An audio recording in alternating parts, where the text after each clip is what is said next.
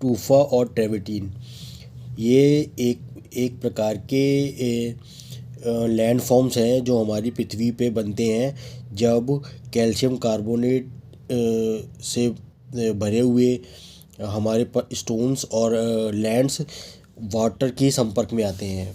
Calcium carbonate पानी में बहुत जल्दी घुल जाता है, तो और वो जब एटमॉस्फेयर की CO2 को भी ले लेता है तो इस तरीके का इक्विलिब्रियम रिएक्शन प्रोड्यूस करता है, जिसमें कैल्शियम कार्बोनेट पानी में और एटमॉस्फेरिक CO2 से मिलके कैल्शियम आयन और बाइकार्बोनेट आयन्स बनाते हैं।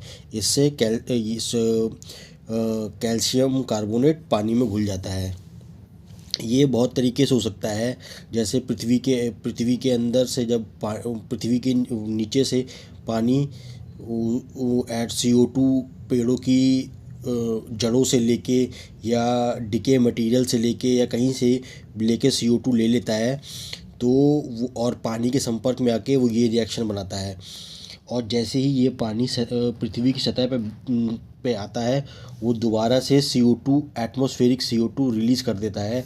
और चूँकि ये एक इक्विलिब्रियम रिएक्शन है, CO2 कंसंट्रेशन कम होने के कारण रिएक्शन बैकवर्ड जाके CaCO3 कैल्शियम कार्बोनेट बनाता है और वो प्रेसिपिटेट कर जाता है जहाँ से भी ये पानी निकलता है। जैसे कि वो स्प्रिंग्स होते हैं, हमारे काफ़ी प्रकार के स्प्रिंग्स होते हैं जो ज़मीन की सतह के नीचे से निकलते हैं, वो उन पे उनके बॉटम पे उनकी सतह पे ये कैल्शियम कार्बोनेट जमा होता रहता है और बड़े बड़े से स्ट्रक्चर डैम्स, टूफा डैम्स बना लेता है। और टूफा डैम्स बना लेता है तो एक अलग तरीके की टोपोग्राफी बन जाती है।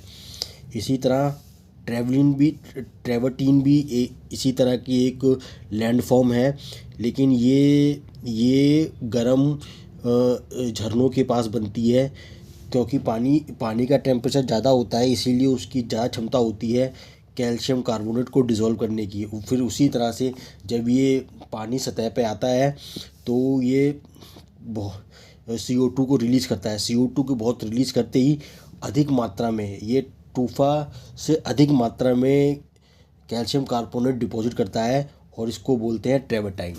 ट्रेवर्टाइन वहाँ पे बनता है जहाँ पे कहीं से ज्वालामुखी या मैग्मा से हीट हमारा पानी लेता है और गर्म हो जाता है, और उसी प्रकार अत्यधिक मात्रा में कैल्शियम कार्बोनेट को डिज़ोल्व करता है। और फिर जैसे ही ये पानी फिर दोबारा से सरफेस पे आता है तो CO2 रिलीज़ करता है और कैल्शियम कार्बोनेट प्रेसिपिटेट करता है।